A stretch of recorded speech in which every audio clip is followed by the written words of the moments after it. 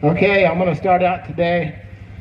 I got this horse just maybe 10 days ago, and I don't know him that well yet, and he doesn't know me, but whether you have a horse that you know and you know the tendencies of the things that you need to work on, or if you're getting a new horse, then there's always going to be something that is going to pop up that you're going to want to work on. So I like to get practice for myself while I'm working my horse.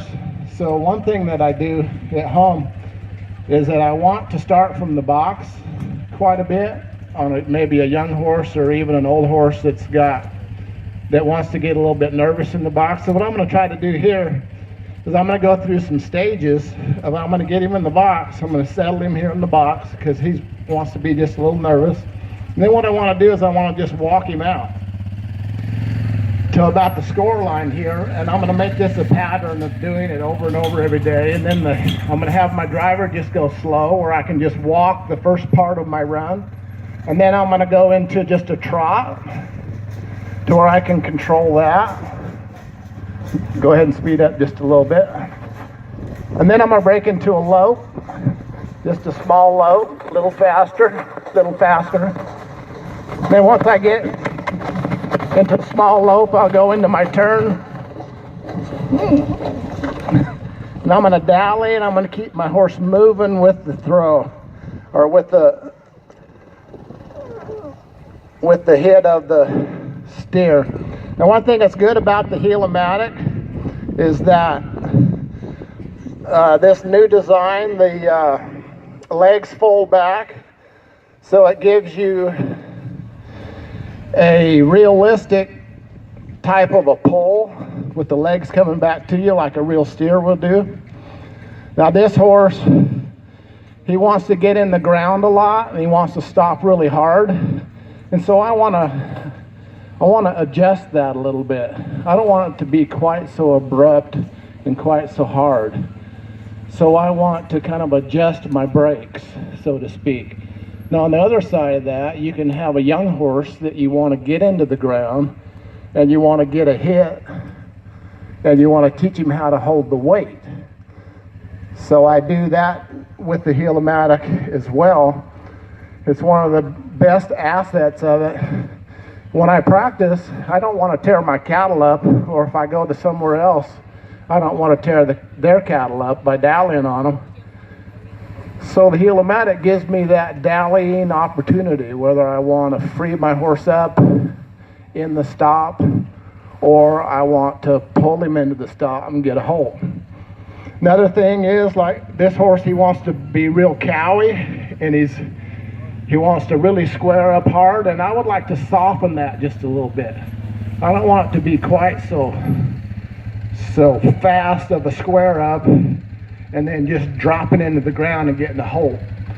So I want to just soften that up. And how I'm going to do that is I'm going to go through my procedure here again. And if I do this every day, then I should start to develop a pattern where this horse gets confident, comfortable. And now I can get runs on him. I can speed up that lope in the turn as much as I want. But I'll keep this walk and this trot to where I maintain his brain level to where we're calm walking out. We're going to just speed up to a trot, then we're going to go into a lope. Now, kind of towards the end of my practice, the last 4 or 5 runs, I might go fast into that lope and into that turn and make some real runs.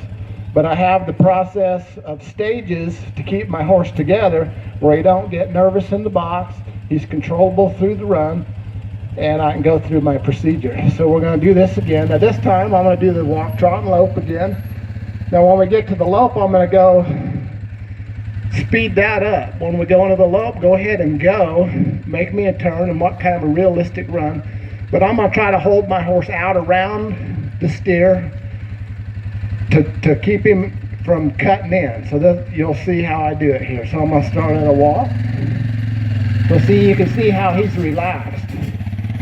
And that's good, that's what I want. Then I'm going to get into a little trot here. I got my left rein a little shorter so I can hold him up around the corner.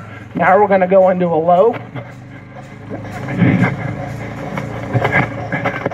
I'm gonna hold him out around this corner, and then I'm slide into it, and then I'm gonna walk him forward with the hit. So eventually he's gonna just relax into my pattern. He's gonna be controllable through the process, and I'm gonna be able to get done what I'm wanting to get done with him. So if I do that for a week every day, I should have a real controllable process here where he's listening to me, he's confident, and I can actually get some good practice out of it as well. So I hope that helped you today. Thank you.